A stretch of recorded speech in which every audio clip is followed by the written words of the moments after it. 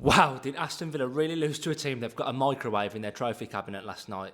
Yep, it really happened. And to be honest, as an Aston Villa fan, I'm not too surprised. We've seen this script too many times before, haven't we? Classic Villa. 5 wins on the spin, beat Tottenham away on Sunday, feeling on top of the world. We go to a team no one's really heard of before, sound like they belong in the NFL, and we go and get beat 2-1. Unbelievable. Can't enjoy anything for too long as an Aston Villa supporter, can you? And that was a really disappointing second half, really, from Aston Villa. Yes, we dominated the game. Yes, we should have won. We should have been 3-4 goals up inside that first half, but we didn't take our chances. And the game just drifted away from us. The go-ahead Eagles pretty much had 2 opportunities and scored both, and it just wasn't good enough, was it? So we're going to go through the talking points of last night's action, and we'll have a little look ahead of the game against Manchester City on Sunday that I am still very excited for. So let's try and go in chronological order. So starting with the lineup, Emery did make a lot of changes, didn't he? I think it was 9 changes, was it, from Sunday, if I believe? So I was surprised to see Martinez in goal straight off the bat. I thought Bizot deserved a start after his incredible performance against Feyenoord in the last game in the Europa League. I was really surprised to see that. I thought he was pretty much going to be the Europa League goalkeeper, especially for the league phase. So I would like to seen him get the opportunity. I don't think Martinez, I've seen him getting a little bit of flack for last night. I don't think he really did anything wrong. Did he have much opportunity with either of those goals? I'm not so sure, to be honest. So I find it hard to be pointing the finger at him. I just would have liked to have seen Bizot get another opportunity last night. Ian Maatsen, he was obviously going to come in with the injury to Luca Dean. I think he'd have started anyway. Pau Torres and Mings, that was a surprise partnership, wasn't it? I think it was probably the right idea to give Ezri Konsa a rest, but the 2 left-footers together, you look at their strengths, either of their strengths, and Pau Torres is on the ball work, Tyrone Mings is that strong body on the line defender. You think they complement each other quite well, but they don't quite seem to. They've played together on a couple of occasions now. We lost to Brentford, didn't we? 1-0 in the league when they played together last time. Not a great combination, I don't think. And Victor Lindelof at right back, which again, wasn't surprised to see him come into the lineup. I think again, Matty Cash played a lot of football. Was probably a good opportunity to give him a rest as well. Midfield, Bogard. Yep, I thought Bogard would come in and start. I was pleased to see him in. Onana as well. Vital minutes for him. Sancho was pleased to see start as well. Gesson likewise. Buendia and Watkins completed the lineup. Personally, I'd like to have seen Marlon over Watkins, and I'd like to have seen Harvey Elliott get a start last night, but we'll talk about him as well, of course. But to be honest, I've got to hold my hands up as well. As I've already said, I would have made a lot of changes last night. I do think it was a game Villa were going to win,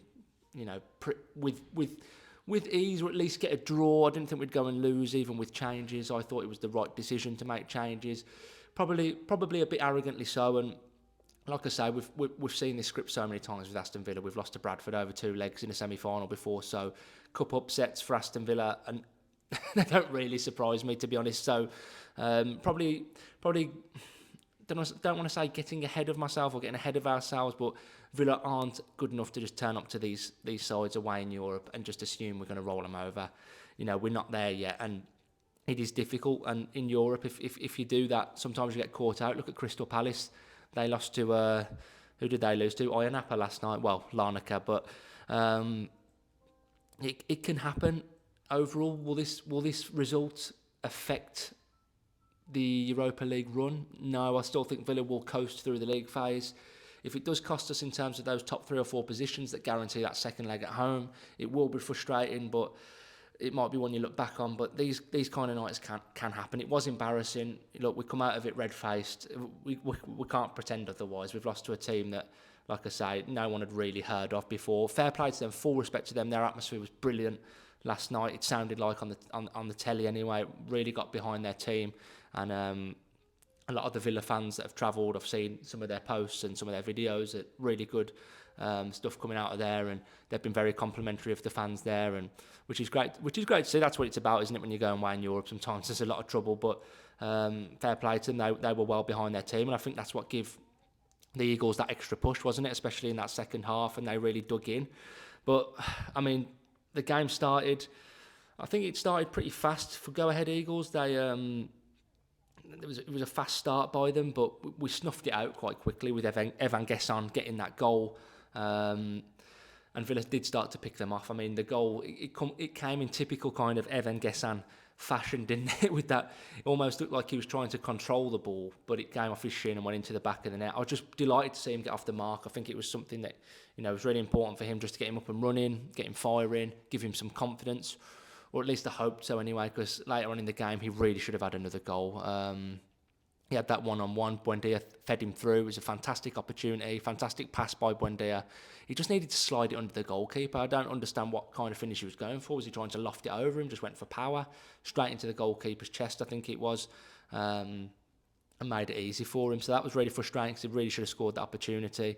There was also a crossing opportunity for him. We had loads of time and space, and he just absolutely smashed it across the box over absolutely everyone. I have no idea what he was doing.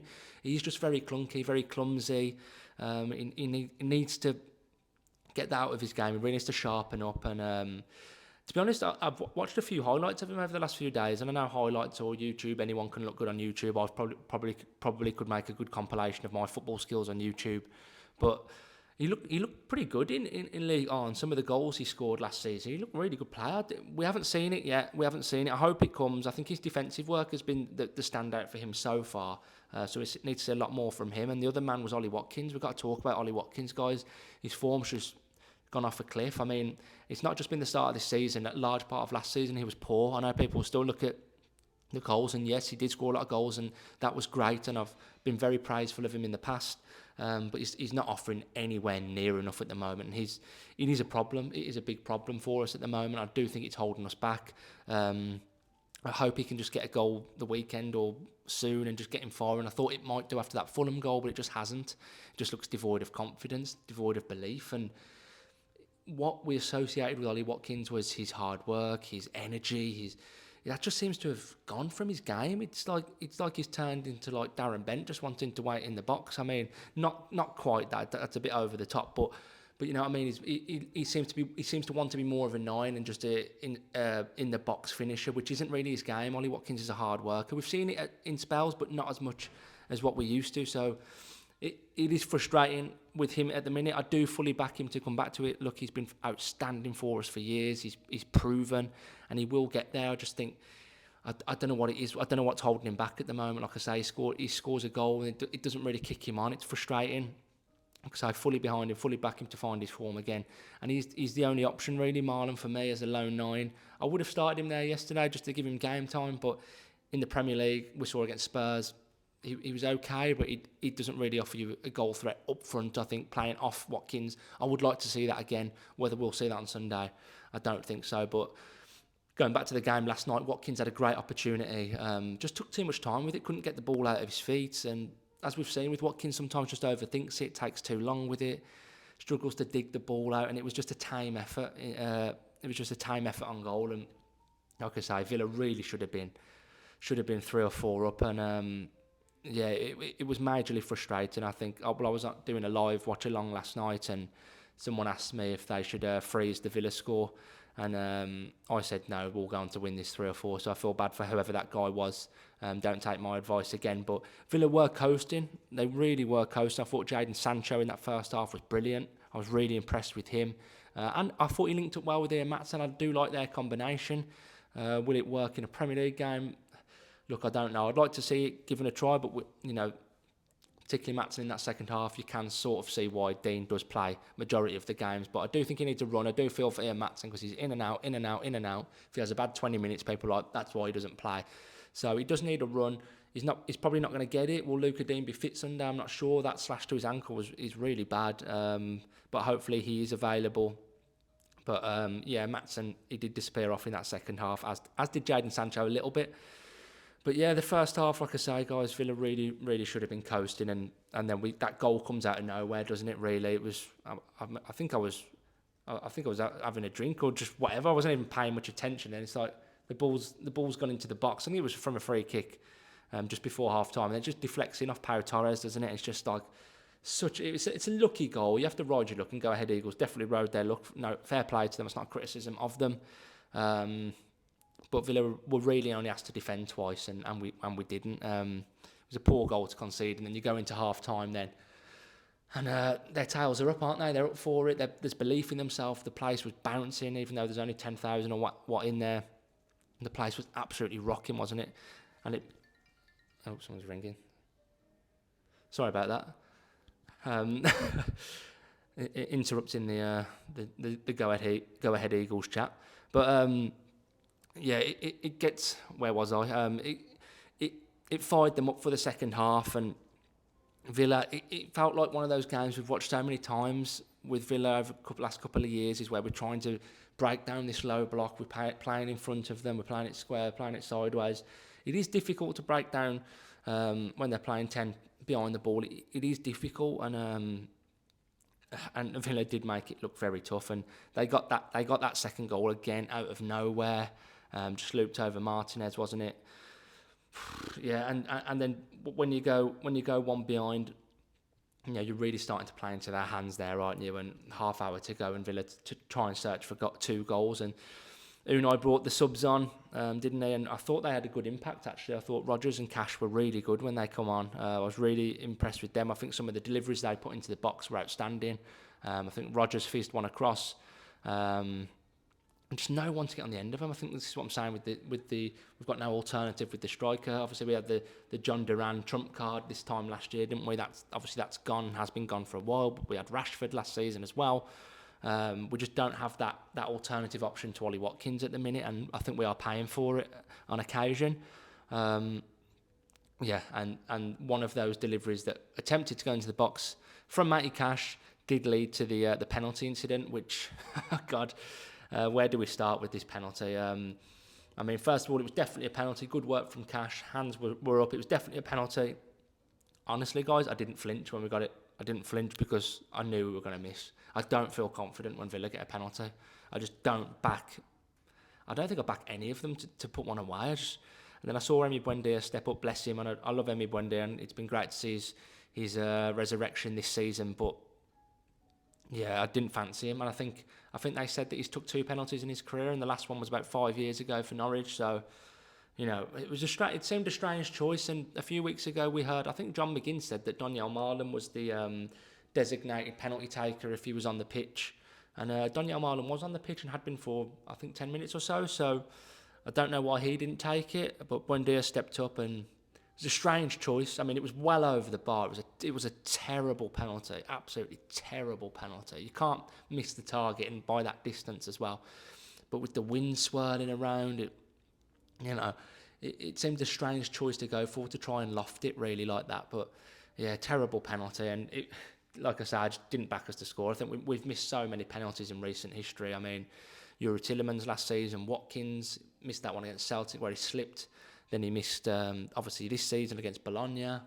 We had Rashford for that brief spell. He scored a penalty, didn't he, against Preston, and he scored one against Man City. I mean, there's ice runs through his veins when he takes a penalty kick. I don't know why Ollie can't pull aside someone like Marcus Rashford or Harry Kane on England duty and just take half hour with them at the end of the day. Just go through technique and go through penalties. I know Watkins wasn't on to take penalties yesterday, but just in general... yeah, it's a big issue. It is a big issue. It seems like there's no real plan or idea what we want to do when we get a penalty. It's like we're just passing the buck. It's like, well, Emmy, do you want it? Do you want it? Yeah, I'll take it. Yeah, I've scored a couple of goals recently. I'll have a go. It doesn't feel like that was the plan. To be honest, guys, the one that jumps out at me now, I think needs to take responsibility would probably be Morgan Rodgers. We've seen him score penalties for the under-21s or score a penalty for the under-21s. I feel like he might need to take the responsibility. He's got the confidence, he's got the arrogance. I think he could be the man, but there's a reason he hasn't so far. But yeah, I think responsibility might go to him or someone like John McGinn potentially. I think Emery did list 3 or 4 potential names. People have mentioned like Luca Dean, but you can't be having a fullback take your penalties. For me, he doesn't score a goal. He doesn't score goals, Luca Dean. So to ask him to put a ball in, from 12 yards, yes, he should be able to do it, but I just don't see it. It's got to be one of your attackers. Should be your 9, should be your striker, but I don't want to see Ollie Watkins take another penalty for Villa. So yeah, that was the tail of the tape, really, and it just went away from there, didn't it? I mean, like I say, it's not really going to affect us getting through the league phase. We will coast through it still. Villa have got Maccabi at home, we've got Young Boys, we've got Basel as well. So these are all games Villa can win, and if they need to, they'll do it. It's no issue, but it doesn't make any less embarrassing. Look, I'll take the banter, I'll take the flack, I can give it out and I can take it back. It's all good fun, and it's completely fair enough. But it was classic Villa. You have to almost smirk to yourself. It's just like, we're going this fantastic run. We could have gone into Man City with 6 wins on the spin, and we go and lose to go-ahead Eagles. It is funny, but if you do take games for granted and you make that many changes, it is always the risk. So fair play to go-ahead Eagles. Where does that leave us in the Europa League standings? Let's have a quick look. Forest won last night, didn't they? So they're still behind us. But yeah, Villa are 10th now. So I'd have said at this point you probably want to be on 7 points, really. So we've gone from being ahead to going behind where I'd expect us to be. I thought maybe a draw away at Feyenoord would beat Bologna and beat Go Ahead. But so we're probably a point short. Our back us to get into that top 8, looking at the rest of the sides in there. But we do want to get into that top 3 or 4, whatever it is that gets you that second leg at home. But listen, it is what it is. We just have to move on. On to Sunday now. So we'll talk about Sunday very quickly. Won't cover it too much. I haven't got long. But yeah, Man City feels like a huge game. Feels really excited for this one. I was more excited at 1-0, thinking 6 wins on the spin. Yeah, we're absolutely flying. We're bouncing. Bring it on. Man City at home. Beat them the last 2 times at Villa Park. Let's have a go at them. Atmosphere's going to be bouncing. That all still applies for me. I'm really excited for this game, and it's going to be a real big test. It was a great win last week against Spurs on Sunday, and this is going to be huge. Man City flying this season, aren't they? They're in second place, 3 points off the top. It's Erling Haaland. That guy's on absolute fire this season. I think he scored in 11 or 12 consecutive games. He scored again against Villarreal in the week. He's flying. I've been a little bit critical of him in the past in terms of his all-round play. He's not very good, but you can't fault a man that scores that many goals. And if you was putting a bet on, you'd probably assume he's going to score on Sunday. But look, hopefully Villa can keep him under tabs, and Pau Torres and Ezri Konsa are going to have their hands full with him. But if they can keep him quiet, there's a good chance Villa get something from this game, and I'm backing us to do so. I think Villa Park will be a big atmosphere on Sunday. We have been on a good run, and it might be the kick up the backside that Villa need. Just a little reminder, look, we aren't quite there yet, boys. We won 5 in a row, but we've still got a lot of work to do. We haven't ironed out all our deficiencies like we've seen at the start of this season. We've got to get serious again, and Villa's still having to claw their way back after that poor start. Like I say, we won 3 in a row in the Prem, but we're still sitting 11th on 12 points, 3 wins, 3 draws, 2 defeats. We've still got to clamber and reclaim some of those points, and Sunday is a perfect opportunity to do so. I'd take a point at this stage, but depending on the game, anyone at Villa Park, bring them on. We've beat the likes of Paris Saint-Germain, Bayern Munich, Arsenal in recent years, Man City, of course. So we can beat anyone at Villa Park, so other than Crystal Palace. But bring them on. I'm really excited for this game. So I think Unai will revert to obviously the changes. Matty Cash will come back in. Ezri Konsa, of course. These are big players, and you can't underestimate them dropping out the side, the difference it makes to Villa. But yeah, like I say, I keep saying it, I'm really excited for this one. It's going to be a huge game. It's going to be a big atmosphere, and all to play for. So we'll leave it there for today, guys. Like I say, I got to rush off. So it's a little bit of a summary of last night, and always love to hear your thoughts. So drop that in the comments below, guys, and let me know your thoughts ahead of Sunday. If you're going to Villa Park as well, if you see me there, give me a shout. I always love to speak to you guys wherever you are. And of course, we'll end it with a big up the Villa.